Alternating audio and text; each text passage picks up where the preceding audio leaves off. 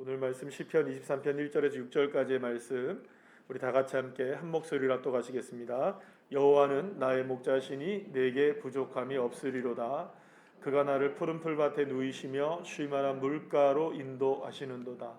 내 영혼을 소생시키시고 자기 이름을 위하여 의의 길로 인도하시는도다. 내가 사망의 음침한 골짜기로 다닐지라도 해를 두려워하지 않을 것은 주께서 나와 함께 하심이라. 주의 지팡이와 막대기가 나를 안위하시나이다. 주께서 내 원수의 목전에서 내게 상을 차려주시고 기름을 내 머리에 부으셨으니 내 잔이 넘치나이다. 내 평생의 선하심과 인자하심이 반드시 나를 따르리니 내가 여호와의 집에 영원히 살리로다. 아멘. 옆에 있는 분들과 우리 인사 함께 나누겠습니다. 반갑습니다. 사랑하고 축복합니다. 감사합니다. 오늘은 그 시편 23편의 말씀을 가지고 훌륭한 조종사 예수라는 제목을 가지고 함께 은혜를 나누려고 합니다. 제가 이제 말씀을 준비하는 중에 이제 자료를 찾아보니까 2010년 2월에 있었던 사건이었는데요.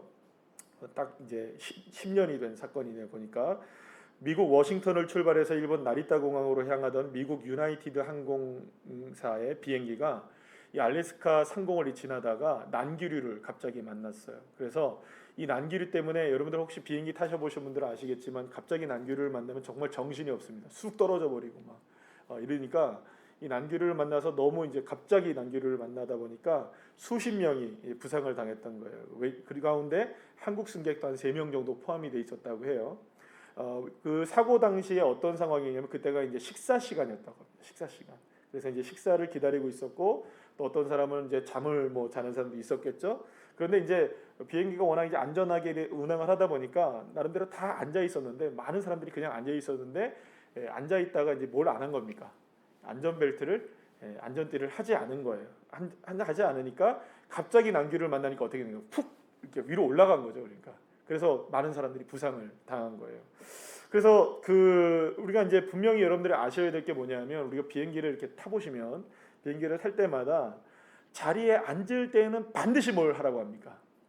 그러니까 아무리 일어나서 왔다 갔다 할 수 있고 이렇게 안전한 상태로 운행이 된다 할지라도 앉아 있을 때만큼은 반드시 뭘 하라고 얘기하냐면 안전벨트를 꼭 하라고 그래서 항상 그래서 비행기에서 늘 이야기하는 게 뭐냐면 난기류로 인해서 갑자기 기체가 흔들릴 수 있기 때문에 조종사가 기장이 그런 얘기를 하죠. 분명히 방송을 합니다. 저는 기장 누구누구입니다. 저기 여러분들을 여기 목적지에서 어디까지 안전하게 모시겠습니다. 그러나 비행을 하는 중간에 갑자기 기류의 이상이 있을 수 있기 때문에 승객 여러분께서는 반드시 앉아 계실 때에는 안전벨트를 꼭 착용해 주시기 바랍니다. 이렇게 얘기한다고요. 꼭 착용해 주세요. 그런데 여러분 거의 대부분의 사람들은 말을 잘 듣죠. 그러는가요, 안 그런가요? 대부분의 사람들은 말은 잘 듣는데 저같이 이제 배 나온 사람들 이렇게 좀 이렇게 불편하게 이렇게 느껴지는 사람들 같은 경우 이 안전벨트를 이렇게 하지 않는 경우들이 있을 거예요. 특히 이제 장거리 비행 같은 경우에는 저도 이제 장거리 비행 가끔 이제 필리핀 이렇게 가보게 되면 이제 한 4시간 4시간 정도 가죠. 4시간 정도 가는데 너무 이제 피곤하면은 옆으로 이제 만약 좌석이 없을 때가 있어요. 이렇게 사람들이 없을 때가 있어요. 그러면 이렇게 옆에 누워서 잔다고요. 이렇게 다 펄거져 올리면. 그러면 난기를 만나면 어떻게 되는 겁니까, 제가? 그냥 누운 상태에서 위로 떠버리는 거죠. 이렇게 부상을 당할 수밖에 없는 거죠. 대부분의 사람들이 이렇게 이제 안전벨트를 잘 매고 모든 걸 잘 지키긴 하지만 때로는 어떤 사람들은 기장의 말 그리고 또 승무원들의 말에 제대로 지키지 않는 사람도 분명히 존재를 하는 겁니다. 만약에 여러분들 기장이 분명히 안전벨트를 꼭 매달라고 앉아있을 때는 꼭 안전벨트를 매달라고 얘기했음에도 불구하고 안전벨트를 매지 않는 사람이 있다면 기장은 뭐라고 또 한번 얘기할까요? 만약에 우리 책임 좀 분명합시다. 나는 당신들을 정말로 승객 여러분들을 목적지에까지 안전하게 내가 여러분들을 어떤 어려움이 있더라도 내가 안전하게 여러분들을 모셔다 드릴 겁니다. 그러나 한 가지 분명한 것은 일단 여러분들이 이 비행기에 타 있는 한 누구의 말을 좀 들어라. 기장인 제 말을 좀 들어달라. 그러니까 어떻게 해서든지 내 말을 좀 잘 들으면 여러분들이 안전하게 갈 것이지만 여러분들이 조금 불편하다고 해서 그 불편함을 감수하지 못한다면 여러분들의 여행이 참 어려워질 수 있다. 그러니까는 누구는 책임을 지고 기장은 기장으로서의 책임을 지고 승객들은 승객 나름대로의 질 책임들을 져야 된다. 이렇게 분명히 얘기를 하겠죠. 여러분, 조종사 말이 맞습니까? 틀립니까? 정확하게 맞습니다. 조종사가 만약에 이렇게 막 기내에서 난동을 부린다거나 혹시 안전벨트를 차고 있지 않은 사람들을 보게 된다면 기장이 막 뭐라고 한다 하더라도 기장이 뭐라고 하는 것은 분명한 이유가 있는 것이죠. 그 사람 때문에 모두가 다 승객의 안전이 흐트러질 수 있게 되기 때문이죠. 그러니까 결국에는 기장이 만약에 그렇게 우리에게 계속 안내 방송을 한다는 것은 어쩌면 기장은 자신의 책임을 다하기 위해서 목적지까지 안전하게 승객들을 데려다 주기 위해서 그 일을 한다고 볼 수가 있어요. 자, 이 부분을 우리 다시 한번 생각해 봅시다. 우리 신앙적인 차원에서 우리가 다시 한번 생각해 볼게요. 비행기를 우리가 다 타고 있어요, 성도들이. 그러니까 우리가 볼 수 있는 거는 여러분, 실상 비행기에서 다행스럽게 창가 쪽에 앉으면 여러분 밖을 볼 수 있지만 그래도 뭐밖에 못 보입니까? 요만한 창틀을 통해서 구름이나 이런 거밖에 못 보잖아요. 또 반대편에 뭐가 있는지 모르고 내 시야 쪽에서밖에 못 봐요, 그죠? 게다가 만약에 비행기 날개 쪽에 앉게 되면 더 구름도 안 보이게 되는 거예요. 아무것도 안 보이게 되는 거죠. 그러니까 사실은 우리가 볼 수 있는 건 비행기 안에 타고 있는 승객들이 볼 수 있는 거는 작은 창문을 통해서 바깥을 볼 수 있는 것밖에 없어요. 그러니까 우리가 판단할 수가 없어요. 밖에 어떤 지금 기류의 변화가 어떻게 일어나는지, 날씨의 변화가 어떻게 일어나는지, 앞에 폭풍이 있는지 없는지, 그리고 또 지금 이 상황이 괜찮은 상황인지 나쁜 상황인지 우리가 작은 창문으로서 알 수 있을까요? 모를까요? 전혀 우리가 알 수가 없어요. 그러나 여러분, 반대로 기장은 달라요. 기장은 비행기 안의 상태에 완벽한 정보를 다 갖고 있습니다. 기장은 탑승객의 명단까지도 갖고 있고요. 그리고 앞으로 일어날 수 있는 모든 가능성에 대해서 훈련을 철저하게 받았고요. 그 다음에 심지어는 눈으로 볼 수 없는 것까지도 수많은 계기판들을 통하여서, 그리고 많은 정보들이 계속해서 누구한테 옵니까? 기장한테 계속 무전으로 올 거 아니에요? 그래서 만약에 앞에 난기류가 있다고 하면 그거를 분명히 사전에 볼 수 있으면 그렇게 될 거고요. 폭풍을 알 수 있게 될 거고요. 여러 가지 우리가 지금 눈앞에 보이지 않는 일들도 얼마든지 예측을 할 수 있는 그런 시스템들을 다 누가 갖고 있습니까? 기장은 다 갖고 있어요. 여러분, 그렇다면 우리가 한번 이걸 잘 생각해 보자는 말이에요. 우리가 지금 신앙생활을 하는 것은 마치 주님과 함께 비행기를 타고 있는 것과 마찬가지라는 생각이 들어요. 우리는 목적지까지 가야 합니다. 그게 저천국일 수도 있고, 그리고 또한 우리의 삶의 그때그때마다의 목표일 수도 있습니다. 그렇죠? 올 한 해의 목적지가 있을 거 아니에요. 그죠? 물론 올 한 해는 우리가 코로나로 시작하여 매우 어렵게 시작됐지만 그럼에도 불구하고 개개인의 삶 가운데 하나님께서 목적지를 주셨을 거 아니에요. 그렇지 않습니까? 그러면 그 목적지까지 우리가 주님과 함께 가고 있는 거예요. 그러나 우리가 알 수 있는 건 한 가지는 뭡니까? 작은 창문으로밖에 밖을 못 보는 거예요. 우리의 기장 되신 예수님은 모든 걸 알고 계세요. 비록 우리가 왜 지금 앉아야 하는지, 왜 설 수 있는지, 지금 우리가 잠잠해야 하는지, 왜 우리가 지금은 일어나도 되는지에 대해서 우리는 알 수 없지만 우리를 조종하고 우리를 인도해 가시는 하나님은 모든 걸 알고 계신다는 거예요. 우리는 볼 수 없지만 주님은 볼 수 있으시고, 우리는 예측할 수 없지만 주님은 얼마든지 예측이 가능하다는 것입니다. 그 때문에 여러분, 저와 여러분이 따라야 되는 건 뭐냐 하면 예수님은 우리의 훌륭한 조종사시라는 거. 너무너무 훌륭하신 분이시라는 거. 여러분, 우리가 기장한테 우리의 인생을 다 맡길 수는 없을 수도 있어요. 그러나 적어도 비행기를 타고 있는 동안에는 내가 누구에게 목숨을 맡긴 겁니까? 기장한테 목숨을 맡긴 거예요. 우리가 신앙생활을 한다는 것은, 우리가 신앙으로 산다는 것은 우리의 인생의 목적과 우리의 모든 것들과 생명까지도 다 예수님께 맡겼다는 것입니다. 그런데 여러분 생각해 보시죠. 예수님보다 훌륭한 조종사가 있으십니까? 예수님보다 완벽하신 조종사가 있으십니까? 사랑하는 여러분, 믿으시길 바랍니다. 우리가 볼 때에는, 우리의 눈에 볼 때에는 이게 맞는 것인가 틀린 것인가, 이게 정말 제대로 된 길인가 아닌가, 우리가 여러 가지의 생각과 상상을 통해서 볼 때에 많은 부분의 마음이 흔들릴 때가 있긴 있어요. 그러나 분명한 것은 우리보다 뛰어나신 분이 예수님이시고, 그리고 그분은 전혀 틀림이 없으신 분이시잖아요. 그렇기 때문에 사랑하는 우리 주의 자녀들을 하나님은 결코 내버려 두시지 않는 겁니다. 때로는 앉아 하면 앉아야 되는 겁니다. 지금은 일어날 때가 아니라 하면 그냥 앉아 있으셔야 됩니다. 내가 아무리 앉고 싶어도 주님이 일어나 하면 일어나셔야 됩니다. 누가 제일 잘 아시니까? 예수님이 제일 잘 아시니까. 그래서 때로는요, 주님이 우리를 다그치시기도 하시고요, 때로는 우리를 무엇인가 하지 못하게도 하십니다. 왜냐하면 그것은 전적으로 우리의 생명을 책임지고 있는 조종사의 책임이기 때문에 그래요. 그렇기 때문에 저와 여러분이 가장 중요한 것 중에 하나는 뭐냐면 조종사의 뜻을 아는 겁니다.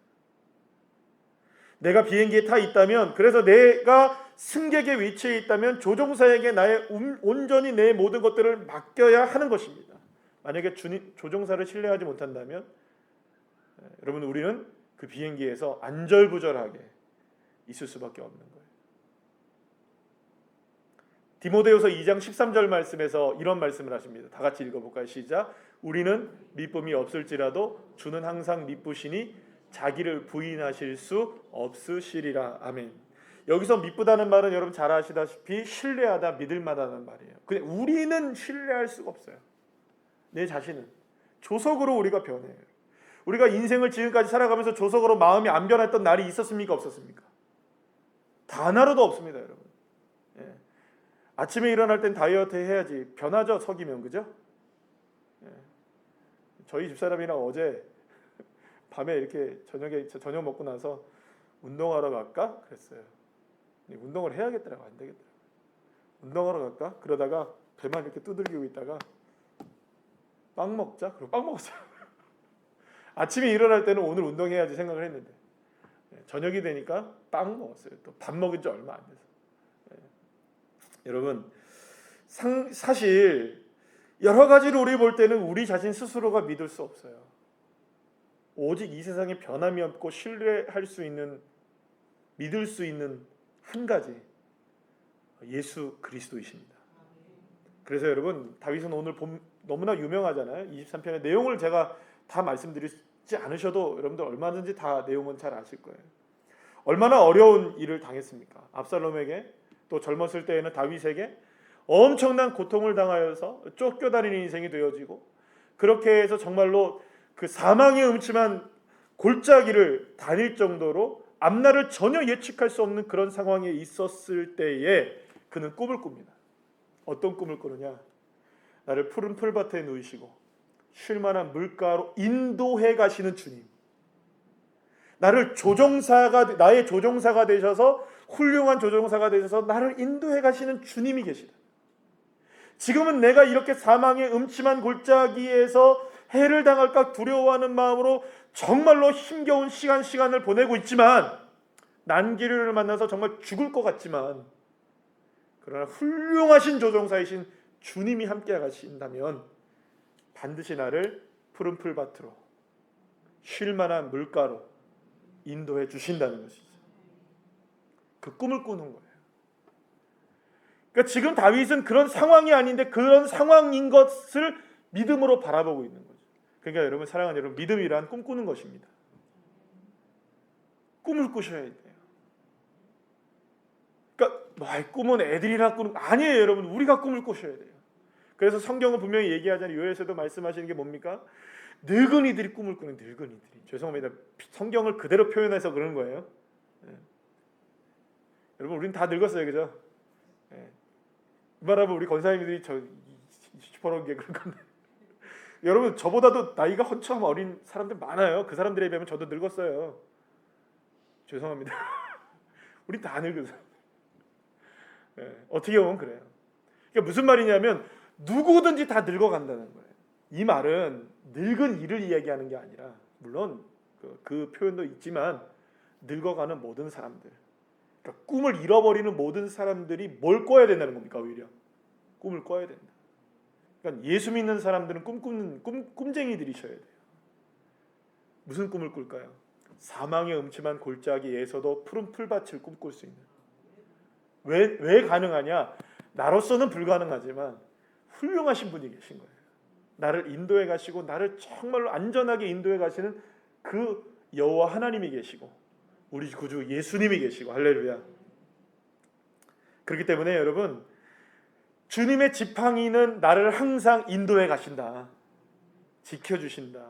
여러분, 주님이 나의 목자가 되신다는 것을 결코 잊지 않고 믿는 저와 여러분 되시길 간절히 소망합니다. 그래서 다윗은 자신의 인생에 그렇게 어두운 그 먹구름이 들여지어 있을 때에도 주님의 영광이 나를 떠나지 않는다, 이거 믿고 있었던 거예요. 이게 믿은 대로 되는 겁니다, 여러분. 지난 2000년 동안 교회는 수많은 어려움들을 겪어왔습니다. 박해와 핍박은 물론이고 한 나라 안에서 교회가 흔적도 없이 사라지는 때도 많았어요, 여러분. 2000년의 역사 가운데 특히 이제 공산주의 체제 아래에서 교회의 핍박은 핍박 정도의 문제가 아니고요, 환란 정도의 문제가 아니라 존립이 안 돼요. 존립이. 예를 들어서 옛날에 소비에트, 소련이죠. 소련이라고 그러죠. 그런 이제 소련이 공산주의 치하에 딱 되면서 중국이 이제 중공이었죠. 옛날에는 중국이 공산주의 체제에 딱 되면서 교회들을 다 문 닫아 버렸어요. 여러분들 문화혁명이라는 거 아시죠? 그 문화혁명, 중국의 문화혁명이 결국에는 종교를 아편으로 본 거예요. 종교를 아편으로 봐요. 그래서 실제적으로 여러분, 그 종교라는 게 어떤 종교를 이야기하냐면 불교나 이런 걸 얘기하는 게 아니고요, 콕 집어 뭘 얘기하는 건 기독교를 이야기하는 게 사실은. 기독교가 아편이라고 생각해요. 이 막시즘이 다 그래요. 그래서 여러분들, 그 공산주의가 왜 위험하냐 하면요, 지금도 네오 막시즘이 있어요. 신마르크스주의가 있단 말이에요, 지금도. 그러니까 그게 우리나라가 지금 북한과의 관계 때문에 여러분들 공산주의 이렇게 얘기하는 게 아니라 지금 전 세계적으로 가장 크게 득세하고 있는 철학적 사조가 네오막시즘이에요, 여러분. 이걸 아셔야 돼요, 여러분. 근데 이 네오막시즘에서도 뭘 이야기하는 건 결국 결국엔 이게 소련과 중국이 넘어와가지고 결국에는 뭐가 일어나냐면 결국에는 종교는 아편이다. 이게 이제. 그래서 사실은 지금 여러분들 지금 이렇게 얘기하면 이거 꼭 또 그쪽 얘기 아니야 그렇게 생각하는데 그쪽 얘기가 아니고요, 실제 상황이 그런 거예요.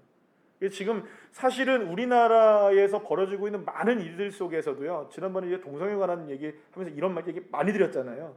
근데 이런 식의 사조들이 워낙 깊이 있게 자리를 잡고 있어요, 지금. 워낙 깊이 있게. 그래서 이걸 드러내지를 못해요, 사실은. 왜냐하면 너무 깊게 자리 잡고 있기 때문에 드러내지를 못하는 거예요. 어쨌든 한국 교회는요, 지금 굉장한 그 어려운 일을 갑자기 당했어요, 사실은. 근데 이게 새로운 일이 아니에요. 교회의 역사를 보면 새로운 일이 아니라는 거예요. 지금 방금 말씀드렸던 것처럼 중국이나 북한 같은 경우에는 바로 이런 그 공산주의 체제 때문에 결코 이 교회가 설립되지 못하는 그런 일들이 일어났어요. 그런데 놀라운 게 있어요. 중국의 문화혁명, 아까 전에 잠깐 말씀드렸는데, 그렇게 교회가 몰아내어지고 깊이 지하로 숨어 들어갔는데요, 놀라운 것은 그 신앙의 불씨가 나중에 보니까 중국이 개방개혁을 딱 하고 나니까 중국에 딱 들어가 보니까 놀란 거예요, 선교사님들이. 우리가 선교할 필요가 없을 정도로 중국엔 지하교회가 탄탄하게 그동안 수십 년 동안 지하에서 엄청난 박해를 받으면서도 지하교회를 이루고 있었다는 거 밝혀진 거예요. 나라가 막으려고 해도요, 안 망하는 게 교회입니다. 여러분, 그러니까 한국교회 너무 걱정하지 마세요. 망할 것 같죠? 문 닫을 것 같죠? 네, 문은 안 닫습니다. 좀 이따 그런 얘기를 좀 드릴 텐데요. 우리 한국교회가 망하는 일이 없을 거예요. 주님 다시 오실 때까지는 그럴 일이 없어요. 여러분, 우리가 다 지하로 숨어 들어갈 수도 있을 거예요. 그죠? 그렇지 않겠어요, 여러분? 지금처럼 우리가 마음껏 예배 드리지 못하는 날이 올 수도 있을지 몰라요. 그죠? 그런 날이. 그렇다 해서 한국교회가 무너지느냐? 그렇지 않아요. 우리의 신앙이 무너지느냐? 그렇지 않아요. 무너지면 안 됩니다. 저와 여러분 끝까지 생명 지켜, 생명 다해 신앙의 불씨 살리는 저와 여러분 돼야 되는 것이죠. 북한도 마찬가지예요. 김씨 정권이 서슬퍼렇게 저렇게 철권 통치를 하고 있는데도요, 지금도 여전히 북한의 지하 교회는 여전히 순교의 피를 흘려가면서도 지금도 여전히 교회는 존재하고 있어요. 한국 교회는 코로나19로 지금까지 경험해 보지 못한 어려움을 만나고 있습니다. 그렇게 생각해 보면 우리는 지금까지 너무나 편한 신앙생활을 했던 거죠. 대한민국에서 지금 살았다는 게 너무나 행복한 거예요. 그리고 또 대한민국에서 신앙생활을 했다는 게 너무나 행복한 거예요. 지난번에 어떤 사모님 북한에서 이제 탈북해갖고 오신 사모님의 그 간증을 제가 들었는데요. 제가 그걸 깜빡했어요. 여러분들한테 다 그 단톡방에다 올려준다는 거를 제가 깜빡을 했는데 제가 내일 한번 이제 올려드리도록 할게요. 꼭 한번 그 간증을 한번 보셨으면 좋겠어요. 정말 은혜가 되더라고요.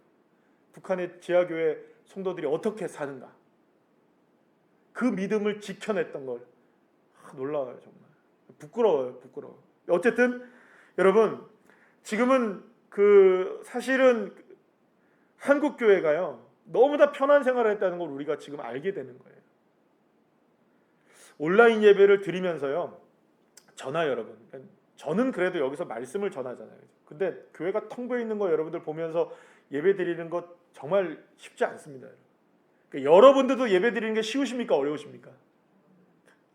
그냥 어려운 게 아니고 어려워요. 그죠? 많이 어려워요.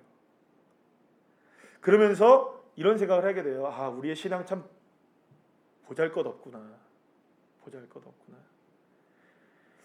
교회를 향한 핍박은 지금까지와는 전혀 다른 모습으로 전개되고 있고요. 이전에도 그랬지만 지금은 더더욱 교회를 다닌다고, 예수를 믿는다고 말하는 것조차 힘겨운 상황이 지금 펼쳐지고 있어요. 제가 그 예배 올라오기 전에 장로님께서 페북에 공유를 하신 글이 하나 있으시더라고요. 그래서 그 글을 제가 읽어봤는데 제목이 뭐냐면 이래요. 지금부터 1년 후 교회에서 일어날 변화 5가지. 그래서 이제 이분이 이제 제가 보니까 유럽의 선교사님으로 계시는데, 그 선교사님이 거기에 이제 그 방송도 하시고 또 이렇게 하시면서 글을 쓰는 것 중에 하나인데, 그러니까 그분이 뭐라고 했냐면, 톰 레이너라는 박사가, 교회 성장 컨설팅 전문가인 톰 레이너 박사가 정리한 5가지래요. 앞으로 1년 안에 이런 일들이 교회 안에 일어나게 될 것이다. 5가지인데 제가 좀 읽어드릴게요. 첫 번째, 어떤 변화가 있느냐? 팬데믹 이전 교회 출석자 가운데 최소 20%가 교회에 돌아오지 않을 것이다. 20%가 교회에 돌아오지 않을 것이다. 여러분들, 우리가 지난 2월 3월 달에 저희들이 2주인가요? 3주 동안 저희들도 예배를 안 드렸잖아요. 전체 예배를 다 온라인으로 드렸잖아요. 그리고 나서 저희들이 전체적으로 출석을 완전하게 모든 것을 다 회복할 때까지 몇 개월이 걸린 줄 아십니까, 여러분? 제가 이렇게 조사를 해보니까 몇 개월 정도 걸리실 것 같아요. 이게 정확하게 우리가 예배를 딱 2주는 모두가 안 드렸고, 그 다음부터 한 3주 정도까지는 이렇게 중직자들 중심으로, 재직들 중심으로 이렇게 드리다가 거의 한 달 만에 저희들이 예배를 드리기 시작했거든요. 그러면 얼마 후에 모든 성도들이 다 제자리에 나와서 예배를 드렸을까요? 3개월이 걸렸습니다. 3개월이. 좀 더 정확하게 얘기하면 그 시간 이후로 3개월이니까 4개월이 걸린 거예요. 그런데 갑자기 또 지금 2주 동안 예배를 쉬었죠? 그죠? 그러면 얼마 걸려야 될까요? 모르겠어요. 이게 자주 이렇게 되면 될수록 이제 어떻게 된다는 겁니까? 이 교회 전문가가 뭐라고 했냐면 20%가 교회로 돌아오지 않는데요. 100명이면 20명. 우리 교회로 치면은 여러분 한 30명은 안 들어온다는 거예요, 교회. 자, 2번째. 최근 역사상 어느 때보다 앞으로 12개월 동안 더 많은 목회자들이 목회직을 내려놓을 것이다. 목사 관두는 사람들이 많아진다는 거예요. 3번째. 교회는 대종 선교 성장을 새롭게 강조할 것이다. 이건 뭐냐면 이런 의미입니다. 이전까지는요, 다른 교회에서 다른 교회로, 다른 교회에서 다른 교회로 이어왔죠. 이게 이렇게 전이 되는 성장이 있었는데, 이제는 진짜 예전에 초대교회처럼 한 사람이 예수를 안 믿다가 정말로 예수를 믿는 사람들만이 교회를 나올 것이다라는 거죠. 그러니까 이제는 더 복음 전하기가 쉽다, 어렵다? 어려워진다. 4번째는 뭐냐면, 교회는 더 많은 교회를 시작할 것이며 그중 대부분 소규모 교회가 될 것이다. 이 말은 무슨 말이냐면, 이제는 교회가 다 달라진다는 거예요. 큰 교회들이 더 이상 모이는 교회로서의 건물이 필요 없어지는 거예요, 이제. 왜냐하면 지금도 여러분들 우리가 50명 이하로 모여야 됩니다. 지금 우리 울산만 하더라도 예배를 드릴 때 50인 이하만 모이게 되어 있어요. 집합 제한 명령이라고 하죠. 실내에서는 50명, 실외에서는 100명. 그래서 우리 교회도 50명 이하로 모여야 돼요, 지금. 예배를 드리려면. 그런데 여러분 3천석, 4천석짜리 교회 필요 있을까요, 없을까요? 망하는 거예요, 이게. 그러니까 이제는 그런 교회가 아니라 단위로 50명 정도의 단위로 교회가 쪼개질 것이다. 수평적으로 다 나눠질 것이다. 다섯 번째 마지막으로 교회 입양과 교회 위탁이라는 두 가지 운동이 빠르게 성장할 것이다. 이 말은 무슨 말이냐면 목회자가 관둔다 그랬죠?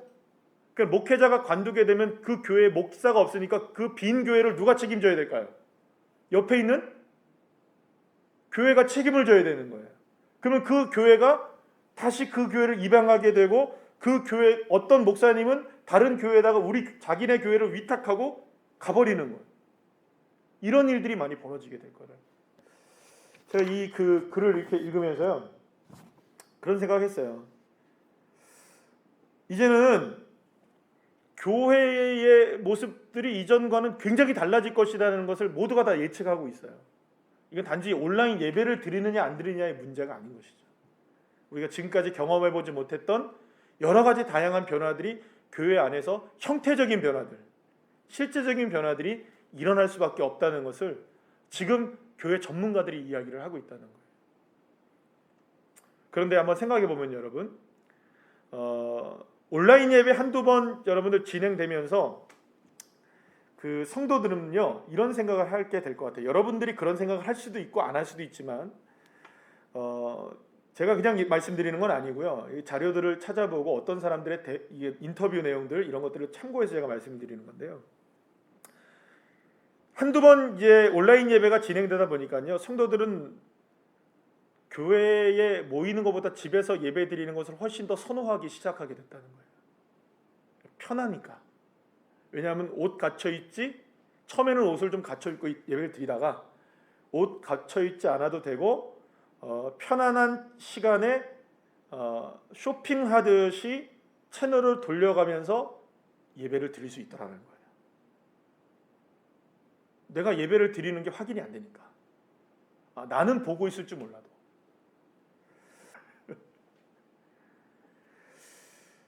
단순히 코로나19로 인한 위기보다요. 저는 이거를 보면서 그런 생각이 듭니다. 우리의 신앙의 위기가 더 크다는 걸 알게 돼요. 코로나19를 통해서 슬며시 우리가 감춰주고 있어요.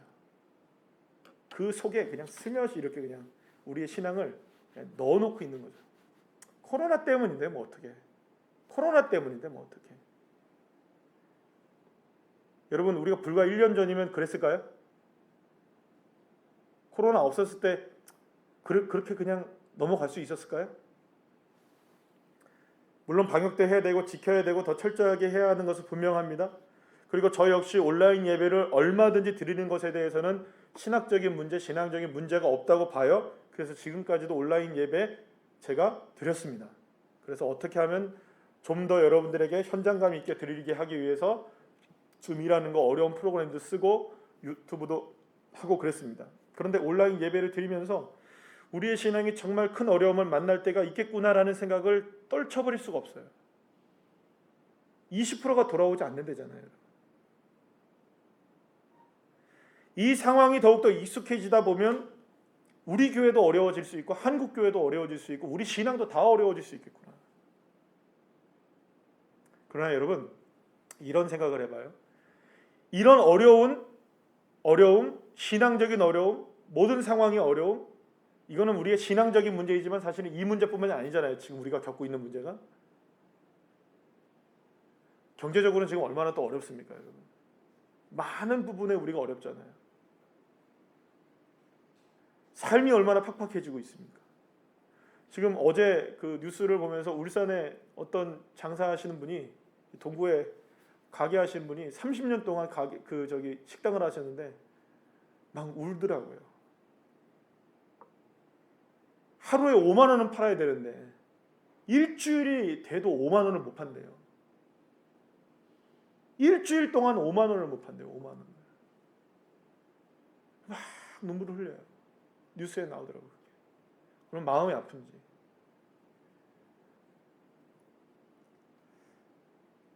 우리 모두가 다 위기를 맞았는데요. 저는 이것이 특별히 신앙적인 문제에 있어서 우리가 이것에 익숙해지지 않을까.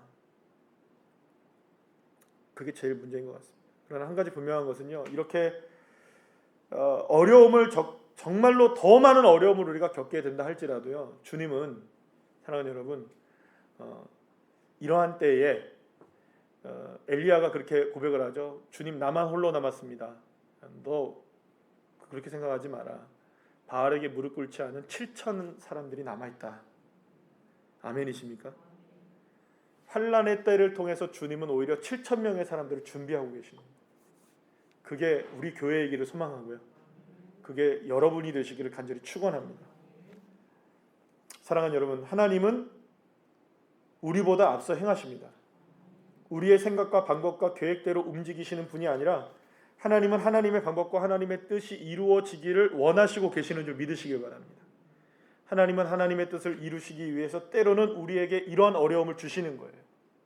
도무지 우리가 감당할 수 없을 것 같은 일들이 앞으로 1년 후에 이런 일이 일어나겠다, 저런 일이 일어나겠다, 그런 암울한 일들이 우리에게 보고가 되어지고 그것이 실제로 일어나는 상황이 생긴다 할지라도 그러한 때라도 저와 여러분이 한 가지 분명히 명심해야 되고 기억해야 하는 것은 주님은 결코 실패하지 않으신다는 것.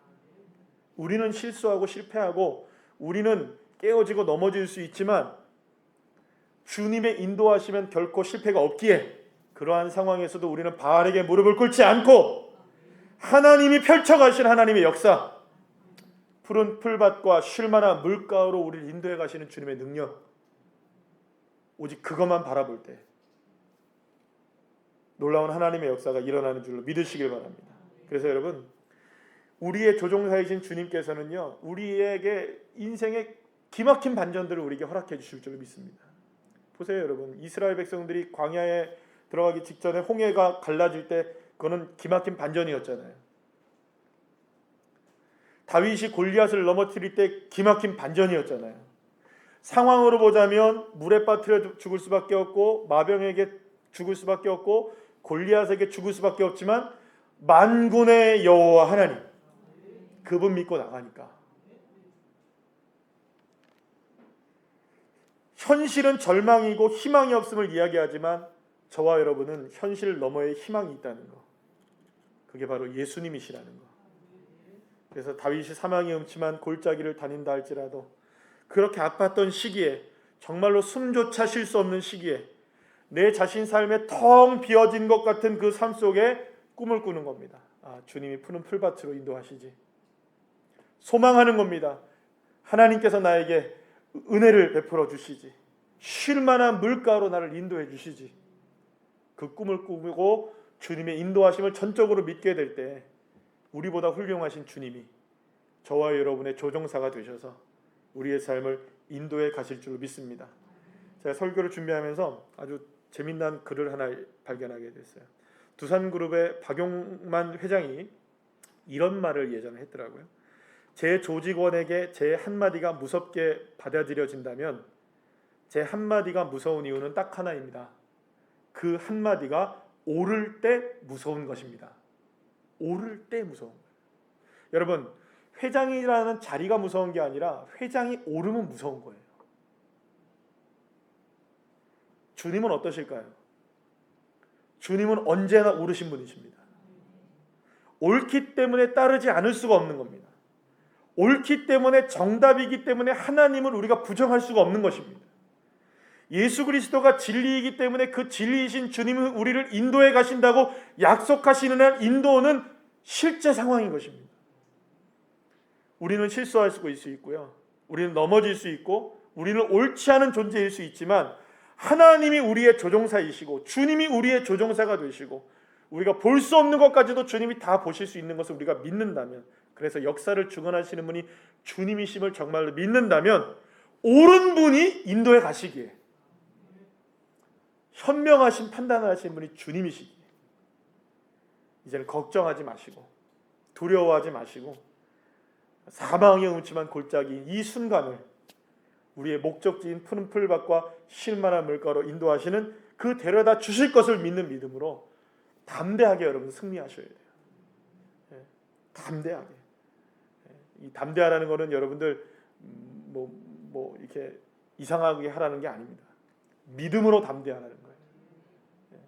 정말 여러분 담대해 주시고 그럴 때 지금 이 상황 속에서도 하나님은 교회에 그리고 여러분들의 가정 가운데 삶 가운데 하나님의 놀라운 충만한 은혜로 채우시고 인도하시고 주님과 함께 이 시기가 오히려 멋진 여행이 되게 하시는 할렐루야 그런 은혜가 충만하게 임할 것을 믿으시길 바랍니다.